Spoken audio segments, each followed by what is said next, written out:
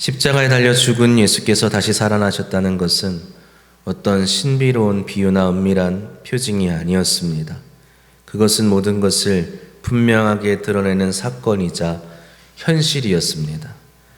베드로는 부활하신 예수님께서 승천하신 뒤에 성령을 받아 예루살렘에서 설교할 때 예수 그리스도의 부활의 의미를 이렇게 가르칩니다. 사도행전 2장 36절 말씀입니다.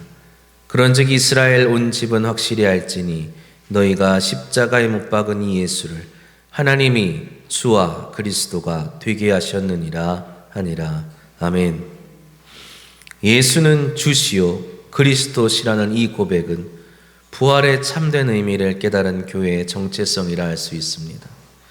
주님의 다시 오심을 기다리며 살아온 지 2000년이 지났지만 그럼에도 불구하고 우리 교회의 정체성은 여전하지요.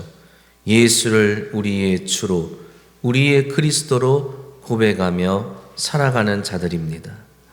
예수가 주님이시요 그리스도이심을 전하며 살아가는 자들입니다. 베드로의 이 설교를 들은 많은 사람들이 마음에 찔려하며 그에게 묻습니다. 우리가 그러면 어찌해야 합니까? 그러자 베드로가 말합니다. 38절로 40절 말씀입니다. 베드로가 이르되 너희가 회개하여 각각 예수 그리스도의 이름으로 세례를 받고 죄 사함을 받으라. 그리하면 성령의 선물을 받으리니 이 약속은 너희와 너희 자녀와 모든 먼데 사람 곧 주 우리 하나님이 얼마든지 부르시는 자들에게 하신 것이라 하고 또 여러 말로 확증하며 권하여 이르되 너희가 이 패역한 세대에서 구원을 받으라 하니. 아멘.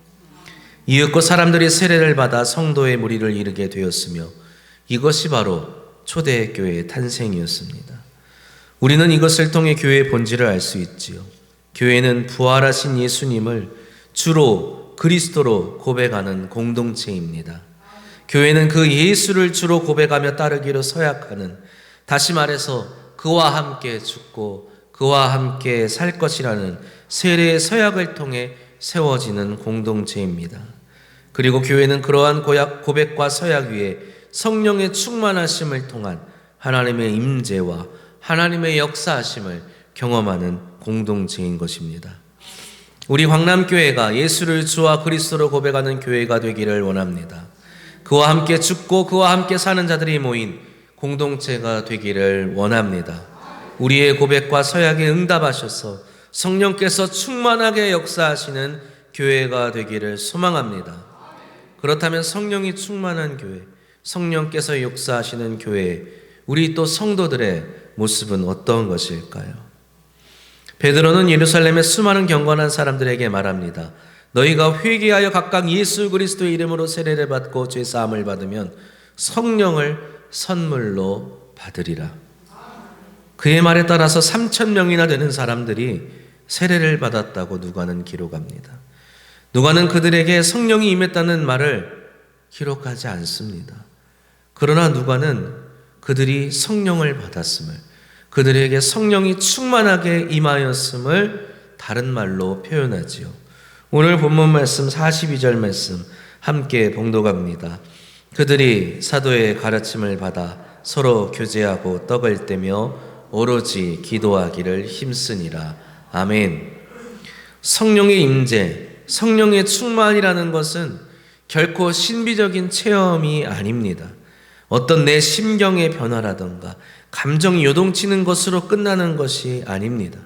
성령을 받은 사람은 삶의 모습이 달라집니다. 성령이 충만한 사람은 이전과는 다른 행동을 하는 사람입니다. 사도행전을 기록한 누가가 교회 안에 성령이 임재하신 증거로 가장 먼저 언급하는 것을 살펴보십시오. 바로 그들이 사도의 가르침을 받는 일에 힘썼다는 것입니다. 여러 이야기를 할 수 있습니다. 그러나 사도의 가르침이란 무엇일까요? 율법의 재해석을 의미합니다. 율법에 대해서 알 만큼 아는 사람들이 예루살렘에 있습니다. 예루살렘에서 지금 베드로의 말을 듣는 사람, 베드로의 가르침을 듣고 베드로의 복음을 듣고 세례를 받는 사람, 그 사람들이 이미 그전부터 하나님의 말씀에 대해서 잘 알고 있던 사람들이었습니다. 그것에 대해서 여러 해석과 적용을 하며 살아왔던 사람들이지요.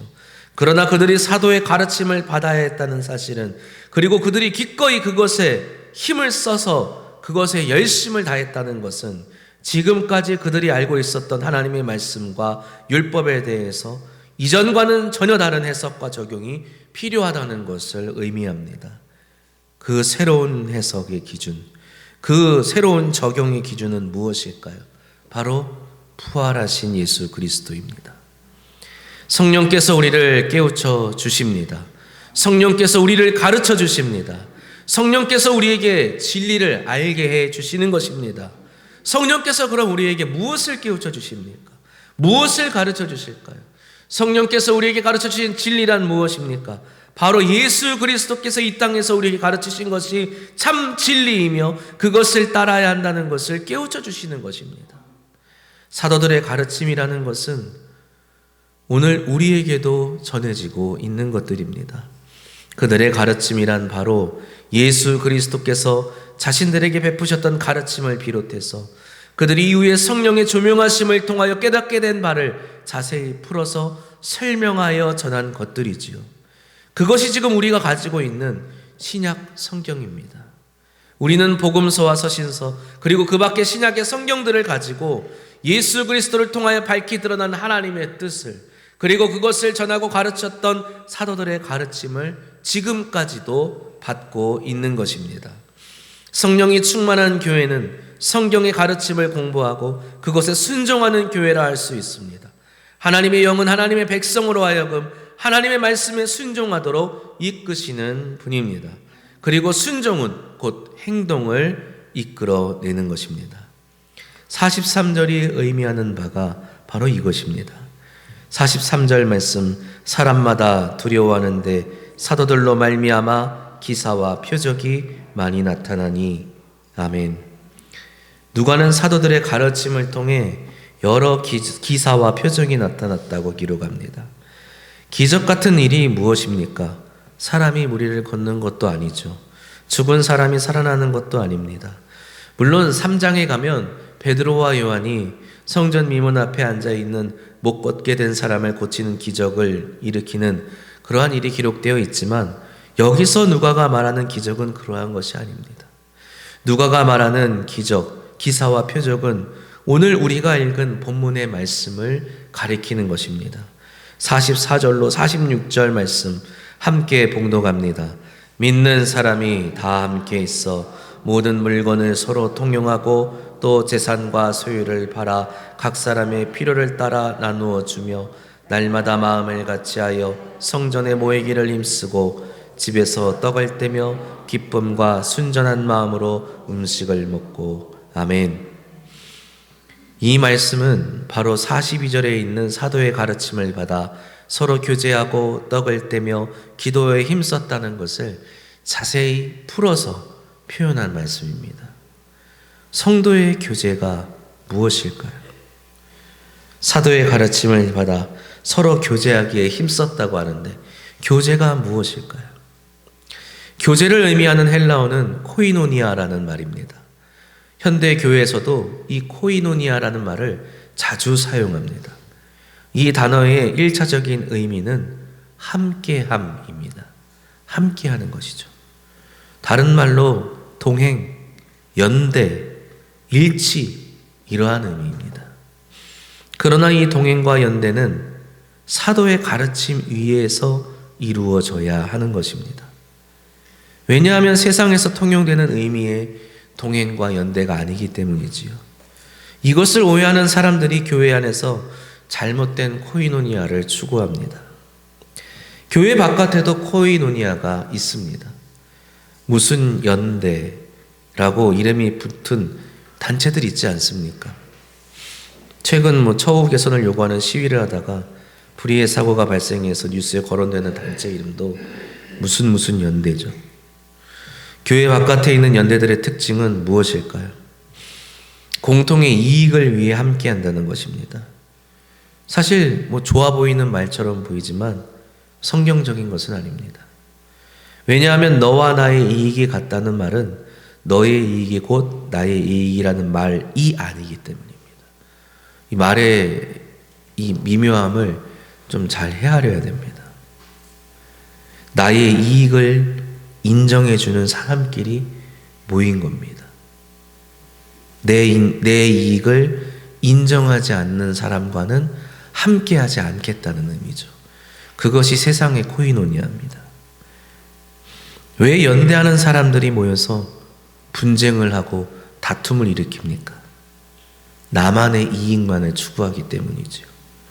상대의 이익을 고려하지 않습니다. 제가 지금 말하는 거는 저 사람들이 잘못됐다 이런 말을 하려는 게 아닙니다. 세상의 코이노니아와 교회의 코이노니아가 다르다는 것을 말씀드리는 거예요. 교회의 연대는, 교회의 동행은, 교회의 함께함은 이런 것과는 전혀 다릅니다. 교회의 코이노니아는 예수 그리스도로 새롭게 해석되는 코이노니아인 것입니다. 모세의 율법을 따르는 유대인들의 코이노니아는 교회의 코이노니아는 다른 것이었습니다. 그들의 코이노니아, 그들의 연대는 무엇이었습니까?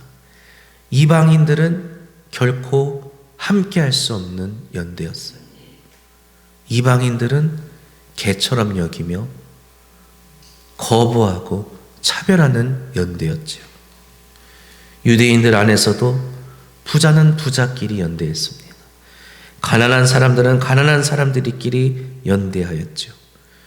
율법을 잘 지키는 경건한 사람들은 경건한 사람들끼리 연대하였습니다. 허물 많은 사람들은 허물 많은 사람들끼리 함께하였죠. 그러나 예수 그리스도께서 죄 없으신 몸을 입고 이 땅에 오셔서 죄 많은 우리와 함께 하심을 통해서 무엇을 가르치고 보여주셨습니까? 구약의 얽매인 연대에서, 율법의 얽매인 연대에서 떠나 새로운 연대로, 새로운 함께함으로 들어가게 하신 것이죠. 부자가 가난한 사람들과 함께 연대하는 것입니다. 부자와 가난한 사람이 함께하고, 경건한 사람이 허물 많은 사람과 함께하고, 강한 사람이 약한 사람과 함께하고, 믿음이 오래된 사람이 이제 막 믿음을 얻기 시작한 사람과 함께하고, 학식이 높은 사람이 학식이 낮은 사람과 함께하는 것, 그것이 바로 예수 그리스도로 말미암아 새롭게 해석되는 코이노니아, 연대요 함께함인 것입니다. 오늘 우리는 본문을 읽으면서 그런 생각을 하죠. 물건을 서로 통용하고 재산을 팔고 소유를 팔아서 각 사람에게 나누어 줬다고? 이게 가능한 일인가?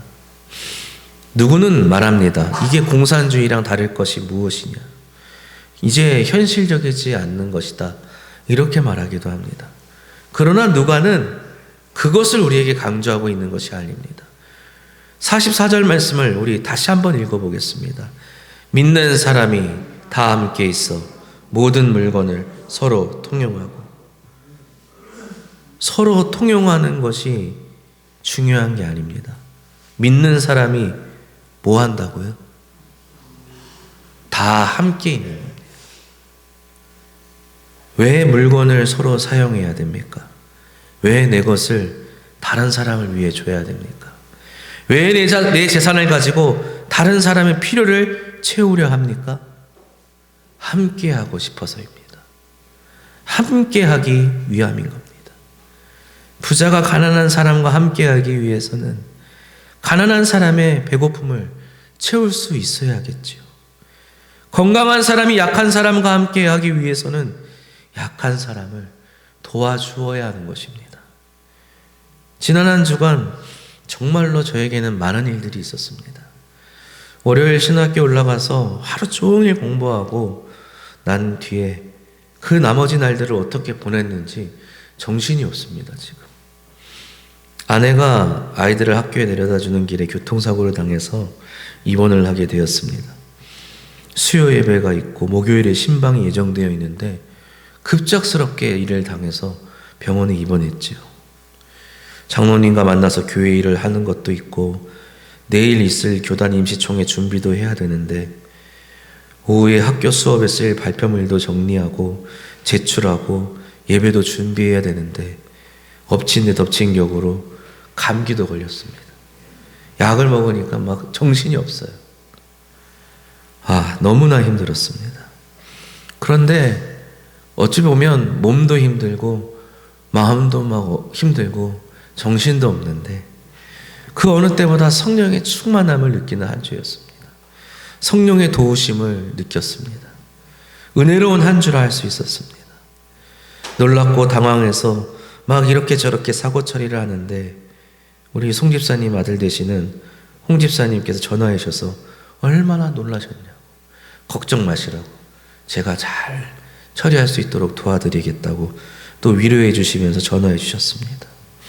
병원에 있어서 자리를 비울 수밖에 없는 아내를 위해서 우리 또 장 집사님이 또 우리 아이를 무릎에 눕혀놓고 열심히 또 수요 예배 반주를 수고해 주셨습니다. 바쁘신 와중에서도 아프신 분들, 당신들도 아프신데 허리도 아프고 눈도 아프고 어디도 아프신데 그 아픈 몸을 이끌고 또 아내를 찾아가서 위로해 주시고 기도해 주셨다고 하셨습니다. 자신의 시간을 나누어 주고 자신의 재능을 나누어 주고 자신의 소유를 나누어 주고 마음을 나누고 모든 것을 나누어 주신 우리 성도님들의 그 마음을 깊이 또 이렇게 느끼는 한 주였습니다. 주중에 새롭게 이사하신 우리 성도님을 신방에서 축하해드리고 말씀으로 축복해드렸는데 성도님이 오히려 또 저희를 위로해 주셨어요. 사랑을 전했는데 더 큰 사랑을 돌려받은 한 주였습니다. 비록 한 주간이었지만 어제 저녁에 드디어 온 가족이 모여 다시 감사하며 기도하는데 너무나 하나님께 감사하는 마음이 컸습니다. 함께하기 위해 정말 많은 분들이 수고해 주셨고 나누어 주셨음에 감사드립니다. 사랑하는 성도 여러분, 우리는 늘 주님 앞에 고백합니다.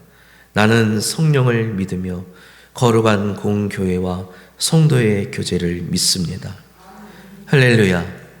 우리 광남 장로교회가 성령의 충만한 교회가 되기를 소망합니다.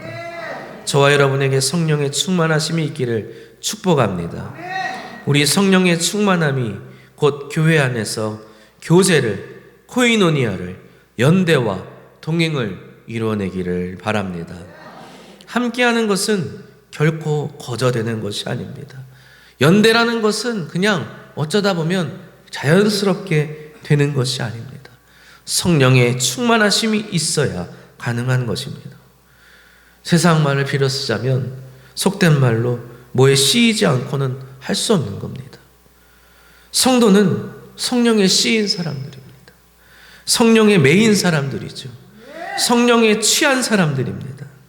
함께하기 위해 나누고 베풀고 섬기는 사람들, 성령에 매이지 않고선, 성령에 씌이지 않고선, 성령에 충만하지 않고서는 할 수 없는 것들이지요. 우리 교회에 매주 수요일마다 식사를 하러 오시는 이웃분들이 있습니다. 거의 매주 빠지지 않고 그분들을 맞이하시고 섬기시는 우리 장로님의 말씀을 들어보니까 그분들이 매주 오시는데 최근 들어서는 오시는 분들이 더 많아졌다는 겁니다. 말씀을 듣자 하니 교회에서 이렇게 식당을 제공해서 식사를 제공하니까 추울 때는 따뜻하고 더울 때는 시원하고 비 올 때는 쾌적하니 얼마나 좋은지 소문이 소문을 타고 밥도 맛있다고 사람들도 좋다고 사람들이 계속 찾아온다는 것입니다. 좋으니 더 오고 더 와서 이제는 우리 식당 자리가 이제 기다렸다 먹어야 될 정도가 되었습니다. 우리의 나눔이 섬김이 사람들의 마음을 이끄는 것이죠. 달리 말하면 저들의 마음을 이끄는 것은 우리의 능력도 자랑도 경건도 아닌 것입니다. 우리의 나눔과 섬김과 사랑이 저들의 마음을 교회로 이끄는 것입니다. 이것이 우리 광남 장로교회의 비전이 아니겠습니까? 우리 광남 장로교회의 미래가 여기에 있는 겁니다. 오늘 본문 마지막 절 47절 말씀 우리 함께 봉독하겠습니다. 하나님을 찬미하며 또 온 백성에게 칭송을 받으니 주께서 구원받는 사람을 날마다 더하게 하시니라. 아멘. 지난 둘째 주에 부활주의를 경험한 우리가 함께 나가 전도를 했습니다. 사실 전도는 특별한 날을 정해서 하는 것은 아니지요. 전도는 그때그때 매일매일 하는 것입니다.